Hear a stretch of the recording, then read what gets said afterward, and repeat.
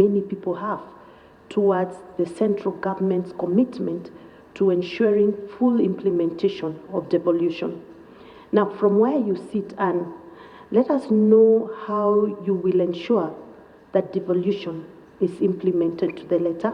I think from the outset, I think I need to say that we don't think, and I say we as a government because I am coming from government, we see devolution not as a choice. Devolution is actually required of us. It is required of us by the Constitution, and we have absolutely no choice. It's not an issue of commitment or not commitment. We have to be committed to ensuring that the Constitution is implemented to the letter. And devolution is one of the key things in the Constitution, and therefore the government should be committed and is committed to ensure that.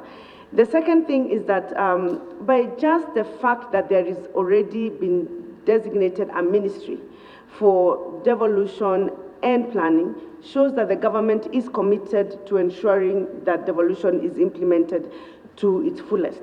This is because the strategic plans, for example, of that ministry will have to be public.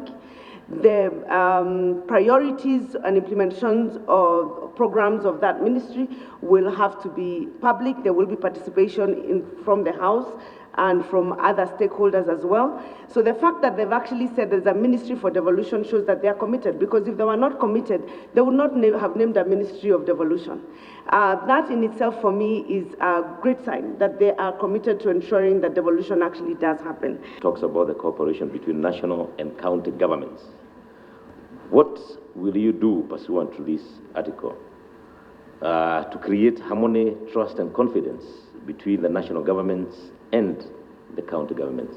On the issue of coordination and what would my role be as the cabinet secretary, or what I would do, again, is what I have said. I see my role as more facilitative than anything else. We will ensure that we provide an open access in terms of dialogue and resolution of disputes, if there are any. We will be communicating with the county governors. As I said, the framework for interacting between the central government and the county governors has already been established. A lot of those frameworks are in law. But there would also be an open policy in terms of ensuring that there is adequate, open and transparent communication between the central government and the county governments, and me as a cabinet secretary facilitating a dialogue which seeks to resolve any disputes that may arise or any challenges that may be there in terms of implementation to ensure that the county governments are success.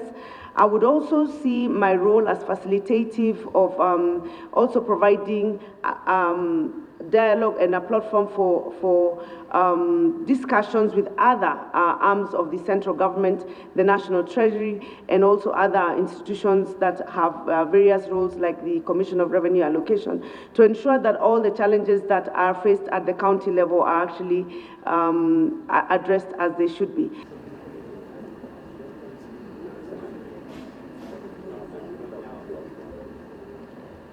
My name is Rachel Aworo-Marmo.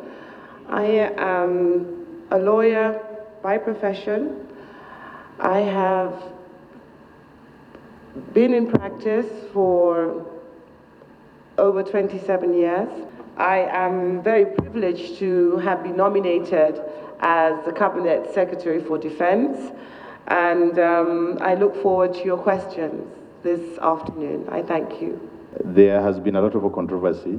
Uganda is, of course, a friendly nation to Kenya. The matter has not been resolved. And even as the controversy continues, the Kenyans living in the island are treated as foreigners.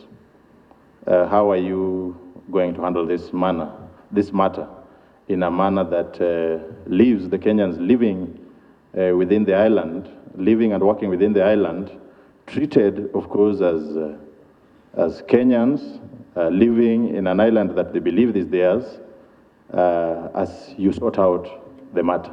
And how do you intend to permanently have it resolved within the law?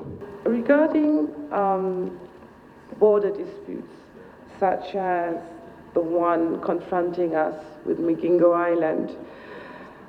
I am a diplomat by background. I'm also a lawyer by background.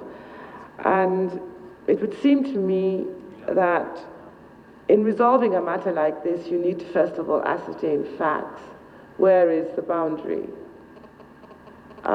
Which is the correct boundary under international law, which is the correct boundary within our own laws.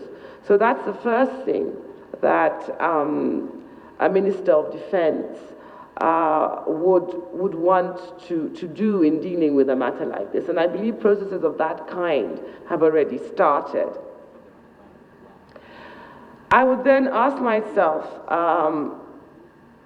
whether we need to escalate aggression or whether we need to escalate dialogue.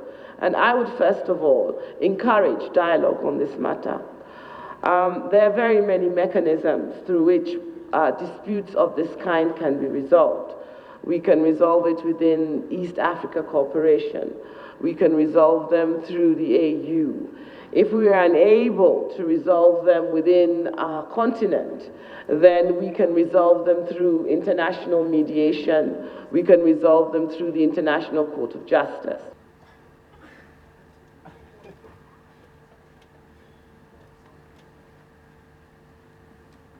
My name is Amina Mohammed. I was born in Kakamega County. I went to primary school at the township school in Kakamega, secondary school in Butere, and high school at Highlands, which is currently Moi Girls. Have you chosen to come for this interview, for this position here today? And then secondly, it is common knowledge that the positions at the Foreign Affairs Ministry in the missions, it's, you know, there have been a lot of claims and accusations of nepotism and corruption of how people, first of all, get the jobs or get to be appointed into those missions. What do you think you are going to do differently? Because you have been in that system yourself and you have been in the Foreign Affairs mission. What will you do differently that now you are likely to be the head of that ministry? I think that I believe, as you do, that there is actually no higher calling than serving your own country. I think there isn't. I have served my country at different levels. I have participated and I've been involved, and I know that the level of commitment and passion that comes with serving one's country does not exist anywhere else. In the ministry, the second question was allegations of corruption. The only thing I can say about that right now is that there's a case in court. I think all the honorable members are aware that there is a case in court. It would be very difficult for me to actually comment on that specific case because I think it's sub judice. In my conversation with some of the foreign diplomats actually who serve in this country, I have mentioned many times that if a case is actually in court, right, it's wrong to discuss it. And therefore, I don't think that it would be right to actually discuss that particular case. But we had a problem in Tokyo, and I think it's being addressed. But also, the ministry has been able to put a lot of measures in place to ensure that that doesn't happen before. Again, there's much more transparency, there's much more accountability. I think things are done very, very differently. And I think I would like to actually commend the leadership in the ministry for having taken the very quick steps that they actually took to ensure that it doesn't spread, that in fact the staff does not lose its morale, and that it continues working as diligently and in the same manner that it worked before, even as they dealt with these issues of improprieties and corruption. The ESP project, they have the notion that things were done.